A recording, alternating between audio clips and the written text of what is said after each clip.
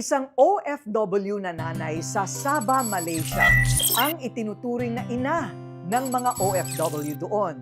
Siya ang naging takbuhan at sandigan ng mga inabuso nating kababayan.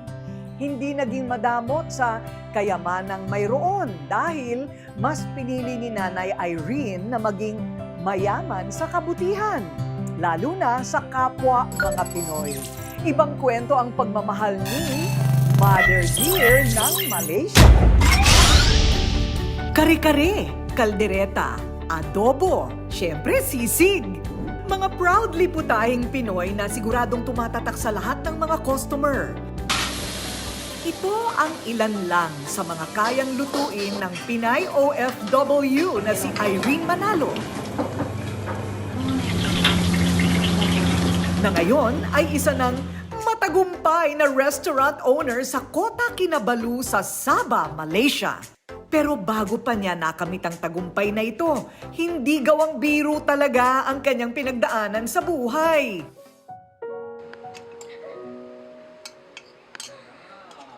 Masarap naman ito. Magugustuhan to ng mga anak ko. Mga anak, ito na yung ulam na luto ni nanay. Alam ko na magugustuhan. Tubong Angeles, Pampanga ang kapampangang nanay na si Irene. Sa husay sa pagluluto, dahil nga kapampangan, dinadaan niya ang pagpaparamdam ng kanyang pagmamahal sa 5 anak. Simple man ang buhay, yamanan niya kung ituring ang mga ngiti ng kanyang mga supling sa tuwing nasisiyahan sa hinahanda niyang pagkain sa mesa. Yun nga lang, hindi siya sinuwerte sa asawa. Bukod sa sugarol, nakululun pa sa bisyo at lasenggo. Ang masaklap pa kapag languna sa alak, si Nanay Irene ang madalas mapagtripan. Nay! Ano? Tay! Nandiyan kayo! Masakit yung mga bata, dali! Tataguan niyo ba ako ha? Ano? Tataguan mo ko? Ha? Pati mga anak nila damay, talagang natotroma. Teka tayo! Wala kayong kwenta! Wala kayong kwenta!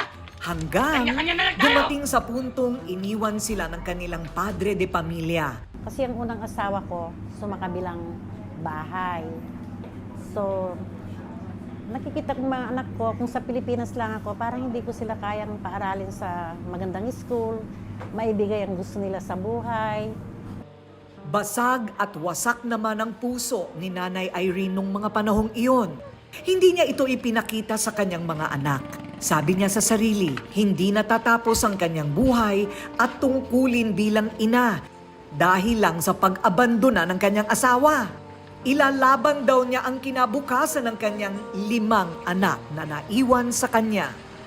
Ang maging isang OFW ang naisip niyang paraan lang para maitaguyod ang kanyang pamilya. Mabigat man sa kanyang kalooban noon, iniwan ni Nanay Irene ang mga anak at nakipagsapalaran sa ibang bansa. Sinama ako ng kaibigan ko. So sabi ko, i-try ko, bakit hindi? Anong meron sa Malaysia? Baka mabigyan ko ng magandang buhay yung mga anak ko. Yun ang una kong naisip. Mga anak ko lang, kaya ako nag-abroad. Yun ang mahirap, yung mawalay sa mga mahal mo sa buhay, lalo na yung mga anak ko ang liliit ng iniwan ko. Tanda-tanda ko pa nung paalis ako ng Malaysia. Yung mga anak ko ang liliit, umahabol. Mama, huwag mo kaming iwan. Sabi, kinausap ko sila. O sige, dito tayo. Hindi kayo mag-aaral. Araw-araw, ulam nating galunggong. Gusto niyo yan. Tapos hindi sila umuwi. O sige na, alis ka na, sabi nila. Kaming magkakapatid na nalungkot, pero hindi kami nagalit kay mama ko. Kasi sinabi naman niya na sa amin na kailangan niyang umalis para mapag-aral kami lahat, para mabuhay kami, mapakain na kami, gano'n. So walang galit sa amin, nalungkot kami. Sa Kota Kinabalu sa Sabah, Malaysia, pinulot ni Nanay Irene ang sarili at ang buhay niya na itinapon ng kanyang asawa. Pero tila mapagbiro talaga ang tadhana eh. Ilang buwan pa lang siya noon sa Malaysia, nawalan na siya agad ng trabaho. Born fighter talaga si Nanay Irene, kaya hindi siya pinanghinaan ng loob. Sinimulan niya ang magluto at magbenta ng mga ulam sa kapwa niya mga Pinoy doon. doble kayod ang kapampangang nanay.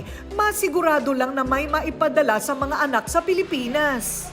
Marami ding hirap na pinagdaan ng mama ko doon. Minsan hindi niya alam kung nung bago-bago pa siya doon, hindi niya alam kung saan siya matutulog, saan siya kukuha ng pagkain. Kasi nga may mga instance din na nawalan siya ng passport doon. So marami din siyang hirap na nadanas doon. Dahil sa kabutihan ng puso ni Nanay Irene, langit na mismo ang nagbigay sa kanya ng panibagong kaligayahan. Sa dayuhang bayan, natagpuan ni Nanay Irene ang tunay na pag-ibig. Nakilala ko yung asawa kong Malaysian Chinese sa isang kaibigan din. Kasi nga, alam mo na, dito, kailangan mag-asawa ka para makakuha ka ng stay. Hindi naman ako na nagkamali sa kanya. Mabait naman siya at saka suportado siya sa aming pamilya. Gamit ang husay sa pagluluto, sinimulan nilang mag-asawang isang karinderya. Pinoy food at mga lutong kapampangan ang kanyang ibinida. At ito nga ay patok. Ang dating maliit na pwesto naging isa ng resto. Tambayan ang ipinangalan ni Nanay Irene para feel at home agad doon ng mga Pinoy nating kababayan. Napalago niya ito hanggang ang isang resto ngayon ay may 4 ng branches sa iba't ibang lugar. Ito na rin ang naging bread and butter ng kanyang pamilya para magkaroon ng masaganang buhay sa Pilipinas. Si Lola, bilang Lola, siya ay strict but in a good way. Lagi po niya tinuturo sa akin, always be humble po talaga. Kahit gaano ka kaangat sa buhay, kahit gaano kadami ang possession mo, always be humble. Ang kanyang menu, all Filipino recipe. At ang kanyang mga parokyano, hindi lang mga Pinoy, kundi iba't ibang mga lahi. The food here is amazing. Love it. Especially this one is my favorite, the sisig. I love this too with the lime. It's fresh. It's really good. KK, we have our local foods, but then when you consider Filipino foods, actually this is by far the best place that we go to. Dahil sa resto niyang Tambayan, nakapagpundar na si Nanay Irene ng mga ari-arian sa Pampanga. Mga bahay paupahan, mga shop at ekta-ektaryang lupa na ginagawa niyang farm para din makatulong sa mga mahihirap doon. Dito sa Pampanga, may din siya kasing mag-outreach sa mga AITA, feeding program, bigay siya ng mga school supplies, sa mga damit. So mahilig siyang tumulong, lalo na sa mga bundok.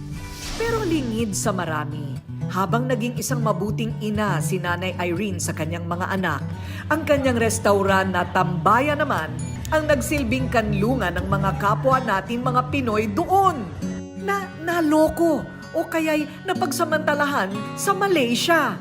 Naku, naging takbuhan si Nanay Irene ng mga OFW na nangangailangan ng tulong. Kapag may mga problema ako about sa mga financial, agad-agad dyan tumutulong sa akin.